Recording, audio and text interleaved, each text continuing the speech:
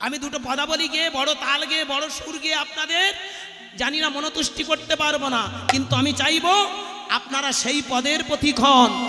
পদাবলী বলতে গেলে সেই পদে আগে মনটাকে বলি দিন। সুর যদি হয় তবে ভিতরে সেই পরম চৈতন্যের সুর জাগান। তাল বলতে ওই তাল নয়, তোমরা জানো এই সমাজ সংসারে তালে চলো, যাতে করে এই সমাজটা বিশৃঙ্খলা যেন না হয়। নিতাই গৌর প্রবন্ধে হরি হরি বল হরি বল হরি বল হরি বল। দিয়ে যাব কিছু, অপেক্ষা করুন। জয় শ্রী রাধে। তাহলে মায়েরা ভালো করে ভাবুন যে কথাটা, প্রথম বিবাহ হয়েছিল লক্ষ্মীপ্রিয়া, ও আবার বল্লভাচার্যের কন্যা। প্রথম বিয়ের পরে ভেবে দেখবেন ও বউটা বেশি দিন বাঁচেনি। বেঁচেছিল বাবা? ও মরে গেল কি করে? সর্পাঘাতে। কি সাপে কেটে মরেছে? তো ভুল, যেটা শুনেছেন 100% রং। চ্যালেঞ্জ নিয়ে হরিবাসরে দাঁড়িয়ে বলছি, আপনারা শুনেছেন ওটা সর্পাঘাতে যদি বলে থাকেন 100% ভুল। এবার শুনে নিন কোন সর্পাঘাতে।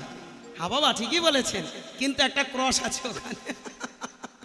হ্যাঁ বাবা, আপনি যে পণ্ডিত মানুষ সেটা আমার কিন্তু প্রমাণ হয়ে গেছে। অনেক বুঝে সুঝে আপনি ওখানে সামনে বসেছেন। জয় শ্রী রাধে। হ্যাঁ বাবা, আপনার পেয়ে আমি ধন্য। জয় শ্রী রাধে। হ্যাঁ মা, কারণ চোখ ভুল করে না, এসেছি যখন একটু কিছু দিয়ে যাব। প্রথম বিয়ে করেছিল তা কাকে? বল্লভাচার্যের মেয়ে লক্ষ্মীপ্রিয়াকে। ভেবে দেখবেন বিয়ে হওয়ার কয়েকদিন পর আমার চৈতন্য মহাপ্রভু চলে গিয়েছিল কোথায়? ওপার বাংলায়। অ্যাকচুয়ালি ভালো করে ভেবে দেখবেন নিমাই চাঁদের জন্ম হয়েছিল নবদ্বীপে, কিন্তু নিমাই চাঁদের পৈতৃক ভিটে ছিল শ্রীহট্টে, ওপার বাংলায়। অ্যাকচুয়ালি খুব কাঁচা কথায় যদি বলা হয়, আমার নিমাই চাঁদ ছিল বাঙাল। কি বোঝা গেল তো? উনি শ্রীহট্টে, মানে ওনার পৈতৃক ভিটে। আমার জগন্নাথ মিশ্রের ভিটে ছিল শ্রীহট্টে, কিন্তু ওনার জন্ম হয়েছিল এইখানে নবদ্বীপে। বাবা আসতে ভেবে দেখুন, বাবার ভিটেতে একটা কাজের প্রয়োজনে উনি ওই বিয়ের কয়েকদিন পর উনি চলে গেলেন ওপার বাংলায়, শ্রীহট্টে। এইবার মায়েরা ভাবুন, লক্ষ্মীপ্রিয়ার কথা পরে ভাববেন, নিজের কথা ভাবুন, কারণ বাস্তবটাই কীর্তন। কোনো মায়ের স্বামী যদি বিয়ে করার পর কয়েকদিন পরে যদি স্বামী চলে যায়, সে যে কোনো কাজের সুবাদে হোক বা যে কোনোভাবেই হোক, সেই মেয়েটার জীবনে যে কত দুঃখ, সেই মেয়েটার জীবনে যে কত অশান্তি, সেই মেয়েটার জীবনে যে কত কষ্ট, এটা বলে বোঝানো যায়। আজকের দিনে তথাকথিত একটা মেয়ে, তার স্বামী যদি বাইরে চলে যায় যেন তার কোনো পাত্তা দেয় না, কেয়ার করে না কি। কিন্তু ভেবে দেখবেন তখনকার দিনে মায়েরা শুধু মা নয়, জগজ্জননী মায়ের সদৃশ্য। দেখেছেন ওই মেয়েটা দেখলো স্বামী আমার চলে গেল ওপার বাংলায়, কাল আসবো বলে। দিনের পর দিন চলে গেল, জানেন ওই মেয়েটা বসে বসে কাঁদতে শুরু করলেন। যেমন এখানে মায়েরা ভালো করে ভেবে দেখবেন, স্বামী যদি বিদেশে চাকরি হোক বা যে কোনো প্রয়োজনে যদি চলে যায়, ওই মেয়েটার জীবনে দুঃখের সীমা নেই। যতই রাজ অট্টালিকাতে বাস করুক না কেন, যতই রাজ আবরণ তার গায়ে থাকুক না কেন, যত স্বর্ণে পালঙ্কে শুয়ে থাকুক না কেন, দুবেলা অন্ন খেতে গিয়ে সেই অন্নটা কান্নার অন্ন হয়ে ভিতরে যায়। লক্ষ্মীপ্রিয়া দেবী মেয়েটা স্বামীর জন্যে আস্তে আস্তে কাঁদতে শুরু করলো। বিরহটা যেন বাড়তে শুরু হলো। এই স্বামী বিরহে আস্তে আস্তে খাওয়া ত্যাগ করলো, ঘুম ত্যাগ করলো, সব কিছু ত্যাগ করে আস্তে আস্তে মৃত্যুর কোলে ঢলে পড়ল। এই যে বিরহের দংশনে, বিরহের জ্বালায় আস্তে আস্তে তিনি চিরকালের মতো আহার নিদ্রা ত্যাগ করে মৃত্যু মুখে ঢলে পড়ল। পৃথিবীতে জানবেন সাপের বিষের যেমন জ্বালা আছে, এই পৃথিবীতে তেমন দেখবেন বিরহের জ্বালাটা বড় জ্বালা। সেই বিরহ রূপের জ্বালাটা এখানে বৈষ্ণব শাস্ত্রে কলম দিয়ে বললেন বিরহ রূপ কাল সাপ। কাল সাপের বিষের সঙ্গে কম্পেয়ার করা হলো, কাল সাপের বিষের সঙ্গে তুলনা করা হলো। এই যে বিরহানলে কাঁদতে কাঁদতে আস্তে আস্তে মেয়েটা যখন মারা গেল, আবার তাকে বিয়ে দেয়া হয়েছিল, হয়নি? যার নাম সনাতন মিশ্রের কন্যা বিষ্ণুপ্রিয়া। 1 বছরের জন্য ব্রতোদ্যাপন করলো। ফুলসজ্জার ঘরে রেখে যখন শিবাসঙ্গনে এলো, ঠিক সেই সময় মেয়েটা পাগলিনীর মতো ছুটে গেল শিবাসঙ্গনে। কি নেই আমার মধ্যে? আমার রূপ আছে, আমার যৌবন আছে, আমার সব কিছু আমি তোমার চরণে উজাড় করে দেব। তবে কেন তুমি আমায় ছেড়ে চলে আসলে বলো? কাঁদতে কাঁদতে বিষ্ণুপ্রিয়া যখন চৈতন্য মহাপ্রভুর কাছে দাঁড়িয়েছে, নিমাই চাঁদ ধীরে ধীরে বলল, প্রিয়া বলো তো তুমি আমার কাছে কি চাও? বলো তুমি আমার কাছে কি চাও? সেদিন বিষ্ণুপ্রিয়া বলেছিল, আমি চাই তোমার ঔরসে আমার গর্ভে একটা সন্তান আসুক, যে আমাকে মা বলে ডাকবে, যে তোমাকে বাবা বলে ডাকবে। ছুটে এসেছিল সেদিন বিষ্ণুপ্রিয়ার শাশুড়ি, মানে আমার নিমাই চাঁদের মা। আরে নিমাই, তুই মাকে কাঁদিয়ে সংসারটাতে আগুন জ্বালিয়ে তুই আজকের চলে এলি শিবাসঙ্গনে। আমি মা হয়ে কেমন করে সহ্য করব রে? একটা নয়, দুটো নয়, 8টা কন্যা আমার জীবনে মারা গেল। নবম গর্ভে জন্ম নিয়েছিল আমার বিশ্বরূপ। 11 বছর বয়ক্রমে সে হারিয়ে গেল। 8টা মেয়ে হারানোর পরে নবম গর্ভে বিশ্বরূপ সে আমায় ছেড়ে চলে গেল। 10ম গর্ভে তুই আমার নিমাই, তুই তো আমার অন্ধের জ্যোষ্ঠী। চোখের সামনে মেয়েটা কেমন করে কাঁদছে, আমিও তো একটা মেয়ে হয়ে তোর কাছে প্রার্থনা করছি, নিমাই তুই ঘরে ফিরে চল। মা, তোমরা তো তোমাদেরই কথা বললে,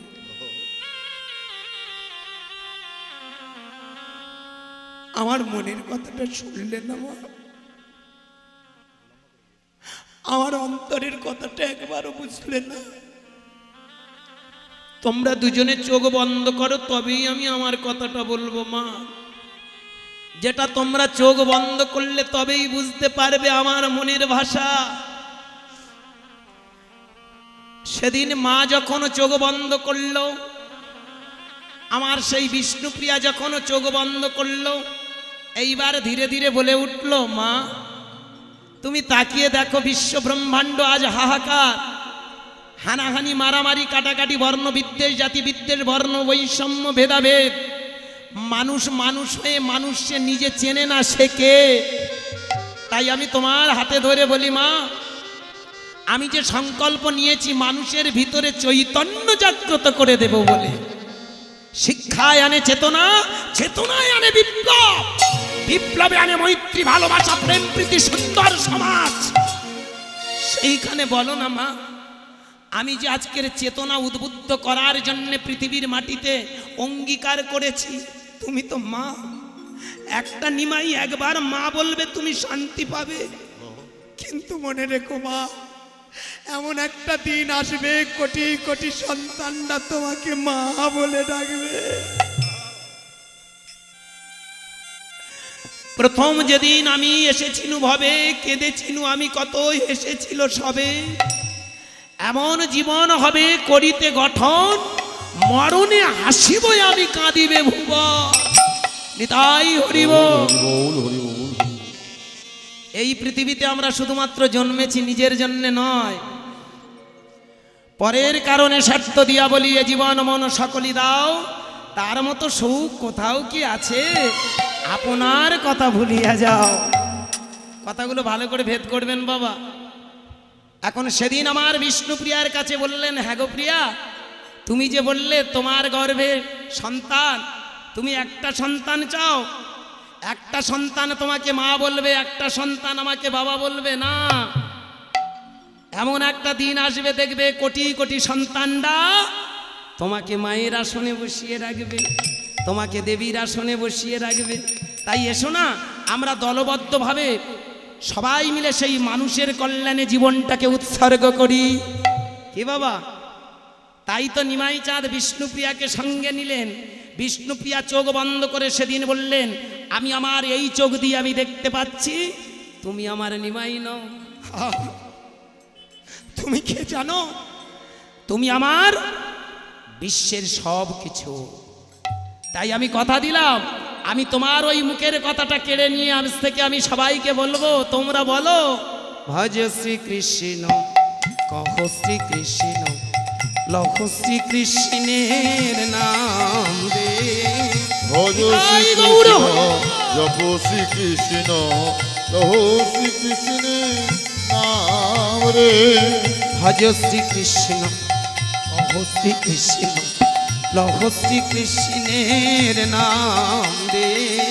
ভজ শ্রীকৃষ্ণ, জপ শ্রীকৃষ্ণ, লহ শ্রীকৃষ্ণের নাম রে। যে জনা শ্রী কৃষ্ণ ভজে সে হয় আমার প্রাণ রে।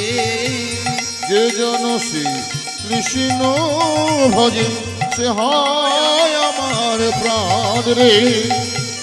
যে জনা শ্রী কৃষ্ণ ভজে সে হয় আমার প্রাণ রে।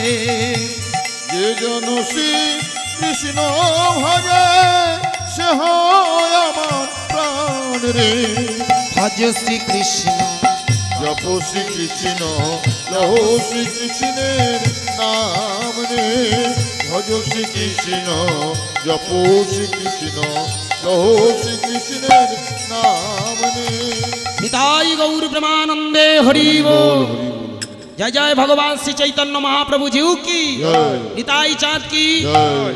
আপন আপন গুরু কি, জয়। নবদ্বীপ ধাম কি, জয়। হরি নাম কি, জয়। শিবা সঙ্গন কি, জয়। সুরধ্বনি তীর কি, জয়। ভক্তবৃন্দ কি, জয়। নিতাই হরি বল।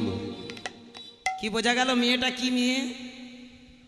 সেদিন মেয়েটা কথা দিল, আজ থেকে তোমার কাছে আমার সব চাওয়া শেষ, সেটা দিয়ে আমি বুঝেছি। তাহলে বোঝা গেল মায়েরা সিঁদুরটা কেন পরা হয়। ওখানে কোন চোখ? বাম চোখ, ডান চোখ, আর এখানে আছে জ্ঞান চোখ। এবার এখানে আপনারা যারা গভীর মার্গে গেছেন ভালো করে ভাববেন আস্তে। এটা আজকের যে হরিবাসর তৈরি করা হয়েছে শুধু ফুর্তি আনন্দের জন্য কীর্তন নয়। কীর্তন করার সাথে সাথে দেখবেন আমরা আনন্দ নয় পরমানন্দ পাই। কি বাবা, কি মায়েরা? একটু আগে আপনাদের যখন গানগুলো শোনাচ্ছিল আমি তখন উপর থেকে শুনছিলাম আর দেখছিলাম, মায়েরা খুব আনন্দ পাচ্ছিলেন, আমিও আনন্দ পাচ্ছিলাম। ভালো গান শোনালে আপনাদের আনন্দ হবে, ভালো ঘর পেলে আপনাদের আনন্দ হবে, ভালো গাড়ি পেলে আনন্দ হবে, অনেক টাকা পেলে আনন্দ হবে, পরমানন্দ পাবেন। পরমানন্দ পাওয়ার জন্য হরিবাসরে বসে চোখের জল ফেলতে হয়। আজকের আমার এই কথাটা ভালো করে মিলিয়ে নেবেন। আপনি একটা, এই জন্য বেদের যুগে বললেন আনন্দের দুটো ক্লাসিফিকেশন আছে, মানে ভাগ আছে, শ্রেণীবিন্যাস আছে। আনন্দটাকে দুটো ভাগে ভাগ করা যায়। কি কি? একটা শ্রেয়, একটা প্রেয়। কথাগুলো খুব ভাববেন, শ্রেয় আর প্রেয়। শ্রেয়টা কি আর প্রেয়টা কি?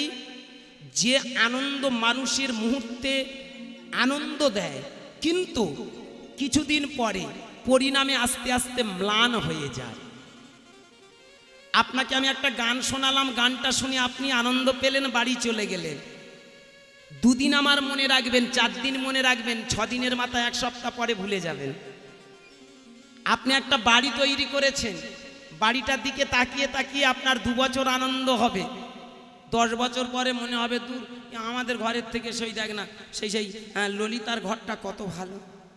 নিজের ঘরটা আনন্দ দূর হয়ে গেল। আপনি একটা গাড়ি কিনবেন, আজকের ব্যবহার করবেন, 2 দিন ব্যবহার করবেন, কিছুদিন পরে দেখবেন মনে হবে দূর। ধরুন আপনি একটা ইকো গাড়ি কিনেছেন, ইকো গাড়ি কেনার পরে মনে মনে ভাবে তোর এখন এইসব গাড়ি আর চলে, এর থেকে যদি স্করপিও কিনতাম। স্করপিও কেনার পরে দেখবেন সে আবার 2 বছর ব্যবহার করে বল দূর এই আবার গাড়ির ছিঁড়ি, হ্যাঁ এর থেকে বরং BMW ভালো। দেখেছেন, যত দিন যাবে ম্লান হয়ে যাবে, এগুলোকে আনন্দ বলা হয়। সংসারে আমরা যেটা পাই এটা আমাদের তথাকথিত কিছুদিন সুখ দেয়, আস্তে আস্তে ম্লান হয়ে যায়। কিন্তু একটা সুখ আছে ম্লান হয় না, সেটা কি জানেন? আপনি এই হরিবাসরে বসে হোক বা আপনার মন্দিরে বসে হোক, প্রতিদিন যখন আপনি দেবতার মন্দিরের কাছে, আপনার আরাধ্য দেবতার কাছে, আপনি যে দেবতাকে ভালোবাসেন তার কাছে বসে বসে যদি আপনি মনে মনে এই কথাটা ভাবেন, প্রভু তুমি তো আমায় সব দিয়েছো, আমায় ধন দিয়েছো, সম্পদ দিয়েছো, মান দিয়েছো, ঐশ্বর্য দিয়েছো, সব দিয়েছো, কিন্তু এই ধন সম্পদ ঐশ্বর্য মান প্রতিপত্তি সব ফেলে রেখে তো আমায় চলে যেতে হবে। তাই আমাকে তোমার চরণের কাঙাল করে নাও, আমি যেন তোমার চরণের দাসানুদাস হতে পারি, আমি যেন তোমার চরণে আমার এই চোখের জলটা ফেলতে পারি। হ্যাঁ বাবা, এই জন্য আপনাদের কাছে একটা অনুরোধ, মায়েরা, আমরা ঠাকুর ঘরে বসে না আমাদের মনের এখানকার তথাকথিত আশা চাই, ঘর দাও, সংসার দাও, স্বামী দাও, ছেলে দাও, রোগ সারিয়ে দাও, কিন্তু আমরা কোনোদিন বলি না ভগবান তুমি ভালো থেকো, আমাকে ভক্তি দাও। এই জন্য মনে রাখবেন ভক্তমণ্ডলী, ভক্তিমতী মায়েরা, কাঁদতে যদি হয়, চোখের যদি জল ফেলতে হয়, তবে তার জন্য ফেলো গো। এ চোখের জল যদি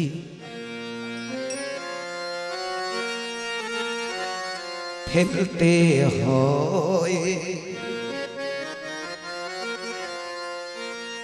প্রভুর চরণে যেন ঝরে অবিরা, ভালোবেসে প্রভুকে ভালোবেসো প্রভুকে। নিতাই গৌর প্রেমানন্দে হরি।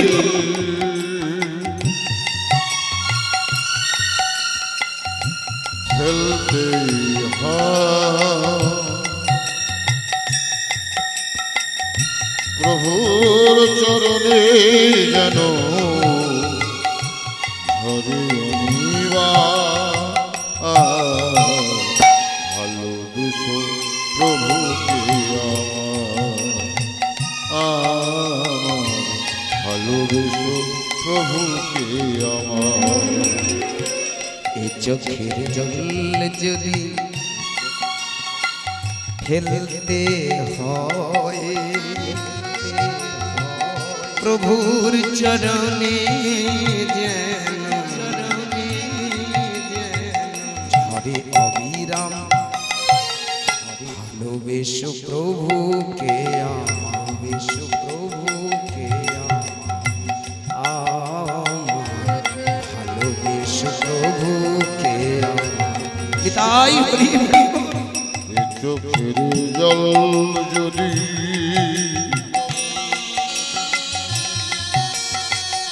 ফেলতে হয় প্রভুর চরণে যেন ঝরে অনিবা,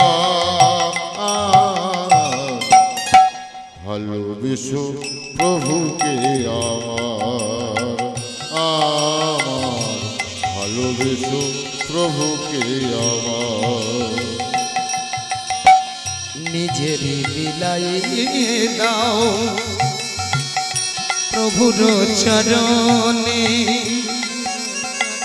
রবে না তো কোনো ভয় জীবনে মরণে। নিজের সপিয়া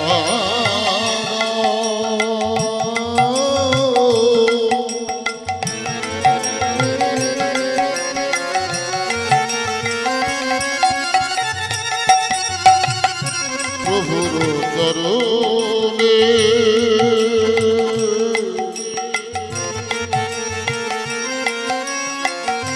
রবে না তো কোনো ভয় জীবন মরণে। নিজের সপিয়া দাও প্রভুর চরণে, রবে না তো কোনো ভয় জীবনে অক্ষয় অক্ষয় পৃথিবীতে কিছু না অভয় অক্ষয় পৃথিবীতে কিছু না অক্ষয় অক্ষয় পৃথিবীতে কিছু না অভয় অক্ষয় পৃথিবীতে কিছু না সবই যেন অন্তরে আছো তাই চরণে দিও মোরে ঠাই তাই গৌর প্রেমানন্দে হরি হরি বল।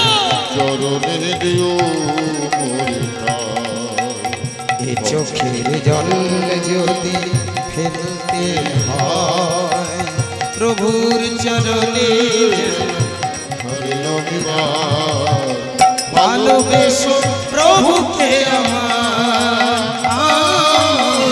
ভালোবেসো প্রভুকে আমার ভালোবেসো প্রভুকে আমার ভগবান ভালোবেসো প্রভুকে আমার হৃদয় ভালোবেসো প্রভুকে আমার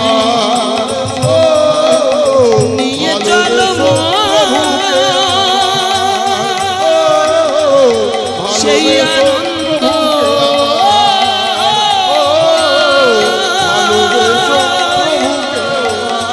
আনন্দ ভালোবেসো আনন্দ প্রভুকে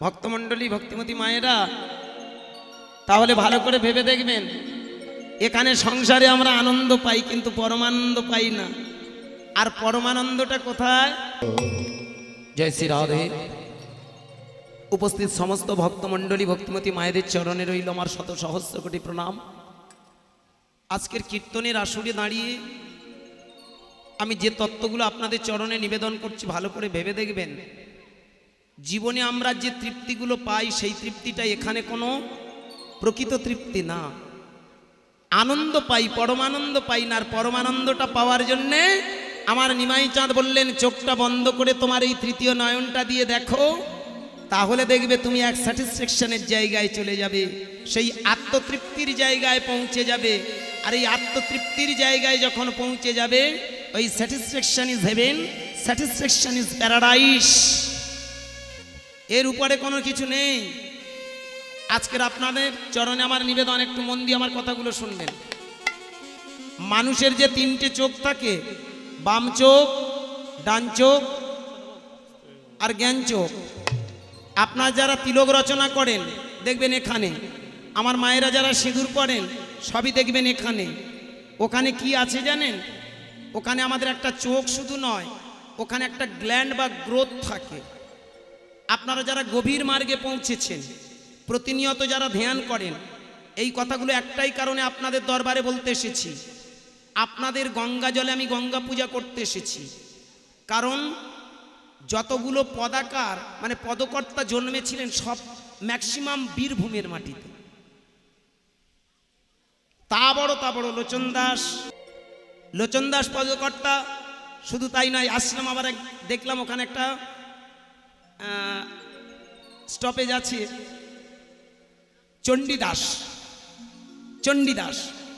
চণ্ডীদাসের মতো একজন মহান মানুষ যার চরণে শুধু প্রণাম জানালে হয়তো ত্রুটি থেকে যাবে ওনার মতো মানুষ পেয়েছিলাম বলে আমরা কিন্তু একটা উচ্চ মার্গে পৌঁছাতে পেরেছি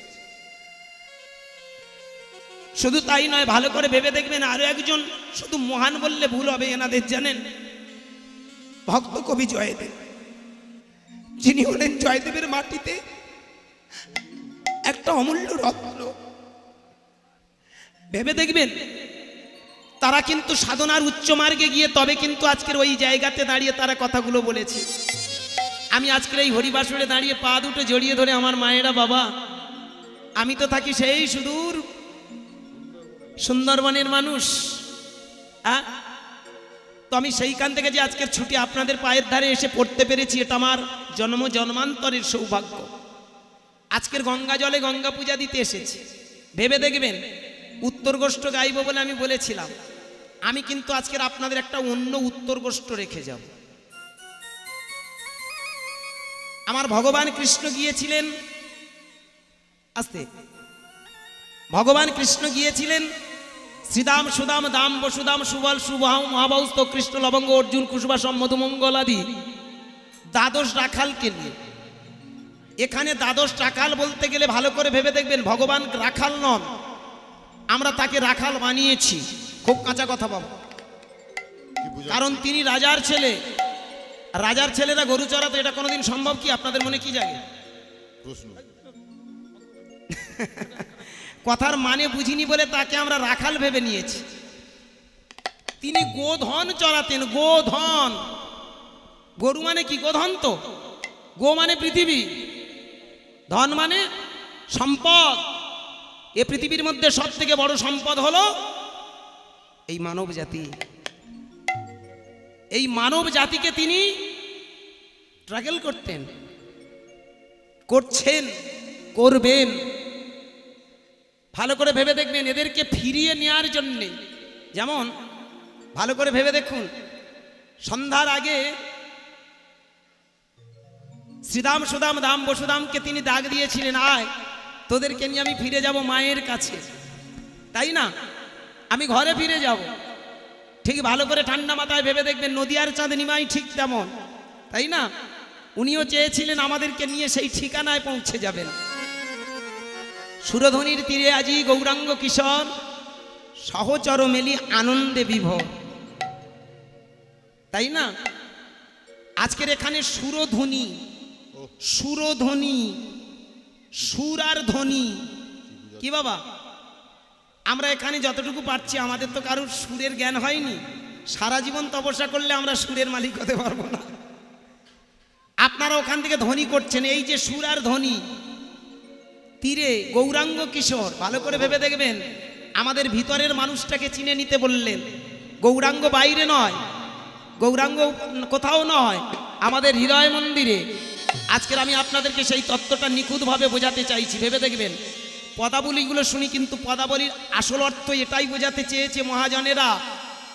আমাদের এই যে ভিতরে, ভালো করে ভেবে দেখুন, যতক্ষণ না আমরা এই চোখটা খুলতে পারি, এই চোখটা মেলাতে পারি, ততক্ষণ কিন্তু আমাদের কোনো হরিনাম শুনে সার্থক হয় না। আমার কথাগুলো একটু ভালো করে একটু মন দিয়ে শুনলে বুঝতে পারবেন আজকের আমরা কোথায় যাচ্ছি। ভেবে দেখবেন, তিনটে নয়ন কি কি বললাম মিলিয়ে নিন, তত্ত্ব থেকে সরব না। বাম চোখ, ডান চোখ আর জ্ঞান চোখ। আবার যারা সাধন ভজন করেন, যারা প্রতিনিয়ত একটু ভাবের জগতে গেছেন, এ তিনটের আবার একটা দামি নাম আছে, ইড়া, পিঙ্গলা, আর মাঝখানে একটা আছে যার নাম সুষুম্না। কি বাবা? মাঝখানে যে আছে গ্ল্যান্ড বা গ্রোথ, তার নাম হলো সুষুম্না। ভালো করে ভেবে দেখবেন। আসতে, এই পৃথিবীতে যদি কোনোদিন কোনো মানুষ নিজের ভিতরের এই চক্র সম্বন্ধে জানতে পারে, তবে তার আর কোনোদিন বাহ্য লীলা শুনতে হয় না। যদি তার ভিতরের আসল লীলাটা সে জানতে পারে, তাহলে দেখবেন ষাটে চক্রের ভিতরে লুকিয়ে আছে তার সব কিছু। আজকের এখানে আপনারা হরিনাম শুনতে এসেছেন, আজও পর্যন্ত অনেক মায়েরাই হরিনাম শুনে ঘরে চলে যায়। এখানে অনেক বাবা আছেন যারা আমার কথার মানে বুঝতে পারছেন না। পায়ে ধরে বলবো, আমার কথাগুলো একটু বোঝার চেষ্টা করবেন। হরিনাম শোনার আগে যদি আপনি চক্র সম্বন্ধে না জানেন, এই ষাটে চক্র সম্বন্ধে যদি আপনার আইডিয়া না হয়, আপনি সারা জীবন হরিনাম করবেন। আমি চ্যালেঞ্জ ছুটে যাচ্ছি হরিবাসরে, অন দ্য স্টেজে উইথ ইন ক্যামেরায়, আপনি হরিনাম সারা জীবন করেও কোনো ফল পাবেন না। ওই কৃষ্ণের গল্প শুনে রাধার প্রেমধ্বনি দিয়ে বাড়িতে চলে যেতে হবে, পুষ্টি ভাত খেয়ে শুয়ে পড়তে হবে। রাগ করবেন না, ভেবে দেখবেন আজকে ষটচক্রটা কি? মূলাধার, স্বাধিষ্ঠান, মণিপুর, অনাহত, বিশুদ্ধ। আর যেখানে আমার মায়েরা সিঁদুর পড়েছে, মা আমি বারবার ওই জায়গায় টাচ করছি। এই সিঁদুরটা পরার পিছনে দেখবেন, যেদিন থেকে আপনি সিঁদুর পরেছেন সেদিন থেকে দেখুন, এই আপনি প্রতিদিন বিকেলবেলা হোক বা সকালে যখন স্নান করে আপনি সিঁদুরটা রাখছেন, আপনার এই কপালে কোথায় রাখলেন? দ্বিদল পদ্ম। ওর নাম হলো তৃতীয় নয়ন বা আজ্ঞাচক্র, master of gland in the human body. একেবারে সায়েন্টিফিক ব্যাখ্যা, আমাদের সব থেকে শ্রেষ্ঠ গ্ল্যান্ড বা গ্রোথ এই দুই ভ্রুর মাঝখান। আপনি ভেবে দেখুন কি সুন্দর আপনার ভিতরে চেতনার চোখ দিয়েছে। যেদিন থেকে সিঁদুরটা পড়লেন সেদিন থেকে আপনি অনেক কিছু পরিবর্তন দেখছেন, দেখেননি? ছিলেন আপনি বাপের বাড়িতে, চলে এসেছেন শ্বশুর বাড়িতে। কি বলুন, আস্তে আস্তে। আপনি বাপের বাড়ি ছিলেন, শ্বশুর বাড়িতে চলে এসেছেন। আর শ্বশুর বাড়িতে এসে যেদিন থেকে সিঁদুরটা পড়ছেন দেখেছেন আপনার যৌবনে যতদিন বিয়ে হয়নি ভগবান কে ছিল? কে আপনার বড় ভগবান? বাবা মা। কি ছিল না? কিন্তু যেদিন থেকে বিয়ে হয়ে গেল উনি গৌণ হয়ে গেলেন, ওনারা দুজনে গৌণ হয়ে গেলেন। মুখ্য কে? ভগবান, স্বামী। কে, তাই না বলুন? যেদিন থেকে সিঁদুরটা পরেছেন সেদিন থেকে আপনার বাবা মা গৌণ হয়ে গেল, তাই না?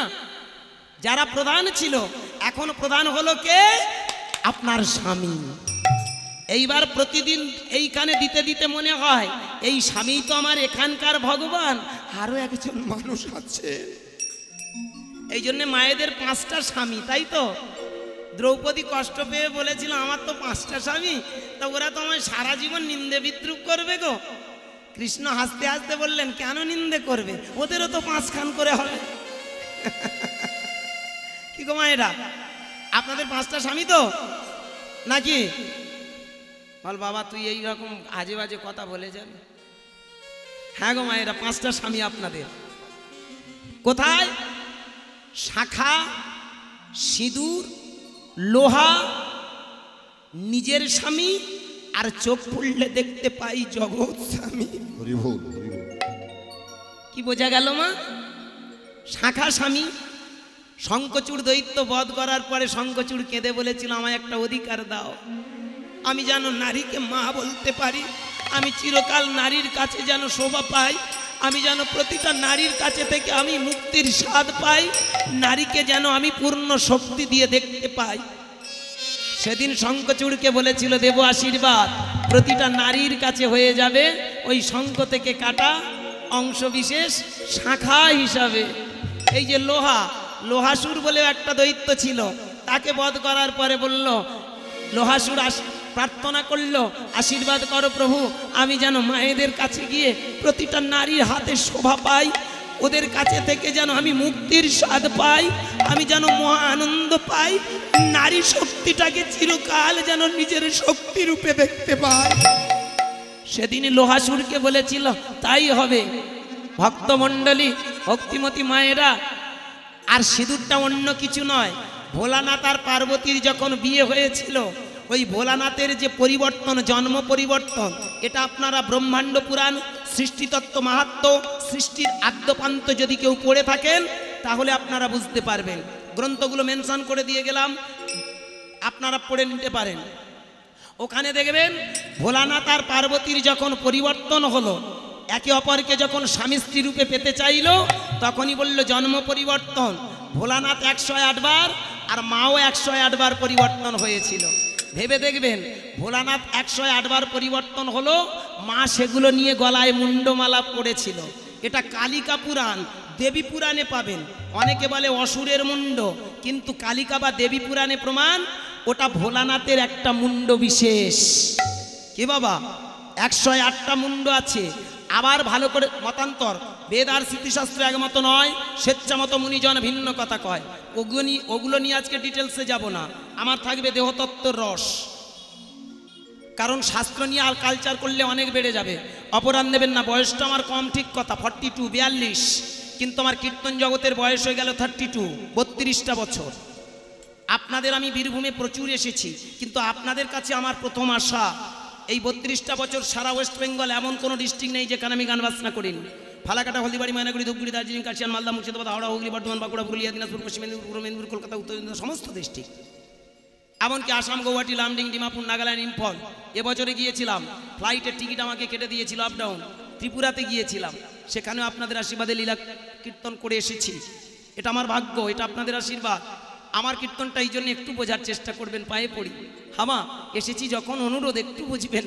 হ্যাঁ, এই কীর্তনটা কেন আমি আপনাদের কাছে, আমি কি পারি না লীলা গাইতে? গৌরীশঙ্কর বন্দ্যোপাধ্যায় মহাশয়, তার চরণে প্রণাম জানাই। আমি তখন কলেজে পড়তাম, আমি দক্ষিণ বারাসাত কলেজের স্টুডেন্ট, ওখান থেকে আমার পড়াশোনা। তো আমি তখনই ওই গৌরীবাবুর কাছে আসতাম, উনি সরকার বাজারে থাকতেন কলকাতায়। তো আমি ওনার কাছে তখনই আমি গৌরলীলা শিখতে এসেছিলাম, শিখেছি ওনার কাছে থেকে। আমার বহু পালা নিয়ে আছে গৌরলীলার পালা, তো ওনার কাছে থেকে আমার অনেক শিক্ষা। তো আমি সেই কারণে একটা কথা বলি, দেখতে দেখতে 32টা বছর কীর্তন জগতে এসে গেল, অনেক টাকা কামিয়েছি জানেন, ক্ষমা করবেন আমার বয়সটা কম, কিন্তু আমি ভিখারি বাড়ির ছেলে, অভিজ্ঞতাতে অনেক কিছু পেয়েছি জানেন। 5 ভাই বোনের আমি ছোট ছিলাম, এমন একটা দিন গেছে খেতে না পেয়ে আমার একটা বড় দিদি বড় দাদা মারা যায়, আমি সেই বাড়ির ছেলে গো মা। চোখের সামনে বাবা কাঁদতো আর বলতো তোর একটা দাদা তোর একটা দিদি মারা গেছে, আমি সেই বাড়ির ছেলে। আজকের বিশ্বাস করুন আমাকে আপনারা অভাব দেননি, আপনাদের টাকায় আমি বলতে দ্বিধা নেই, উইথিন ক্যামেরা অন দ্য স্টেজে দাঁড়িয়ে 3 বিঘা জায়গা কিনেছি, দোতলা বিল্ডিং হাঁকিয়েছি, আমার কোনো টাকার অভাব নেই, ব্যাংকে যেটা আছে ওটার বলবো না, হরি বল হরি বল, ক্ষমা করবেন। যাই হোক, যেটুকু আমার দিয়েছেন আপনারা দিয়েছেন, আমার কোনো অভাব রাখেননি, আপনারা আমাকে কোটিপতি বানিয়েছেন। আমি সেইখানে দাঁড়িয়ে বলবো আমি তো আপনাদের অনেক আখর গুছিয়ে নিয়ে চলে যাচ্ছি, আপনাদের আমি কি দিলাম? তাই তো আমি অঙ্গীকার করে এসেছি। একদম ঠিক। শুধু ওই লীলা গেয়ে নয়, এমন একটা লীলা আমি আপনাদের শোনাতে চাই, যেটা শোনার পরে অন্তত আপনারা একটু বুঝতে পারবেন এই হরি নামটা কেন করা হয়। ভালো করে ভাববেন, আমার কথাগুলো একটু বুঝবেন, পায়ে পড়ি। হ্যাঁ মা, ভালো করে ভেবে দেখুন আপনারা। এই যে তাহলে কি বললাম, যেখানে সিঁদুর পড়েছেন আস্তে, ওই সিঁদুরের জায়গাটা অন্য কিছু নয়, ওটা হলো ভোলানাথের রক্ত বিশেষ, স্বামী রক্ত। যখন জন্ম পরিবর্তন হয়, মা কালীর গলায় যেটা মালা, ওটা দেবী পুরাণে বললেন ওটা ভোলানাথের মালা। আবার ভোলানাথের গলায় যে মালাটা হাড়ের মালা, ওটা আর কিছু নয়, আমার দেবী মহামায়ার কণ্ঠের মালা। ওই 108 বার গোনার জন্যে না, উনি ওই একবার করে এই যে নলিটার এইভাবে টেনে নিয়ে একটা একটা করে মালা গেঁথেছিল। পরবর্তীকালে সেই যে হাড়ের মালাটা একটা ফুলের মালা হয়েছিল। বলুন তো সে ফুলটার নাম কি? আপনাদের গলায় হাড় নেই, দেখুন আমাদের ছেলেদের একটা মাল ঠেলে আছে না, কিন্তু আপনাদের দেখুন এই গলাটা দেখবেন একদম অনেকটা সমান সমান না। কেন জানেন? ওখানে আপনাদের যেটা আমাদের কণ্ঠের হাড় আছে, ওটা আমার মায়েদের নেই। মায়েদের ওই কণ্ঠের হাড়গুলো আমার ভোলানাথ গণনা করার জন্য রেখেছিল, যেটা পরবর্তীকালে একটা মালা হয়েছিল, যে মালাটার নাম আকন্দ ফুলের মালা।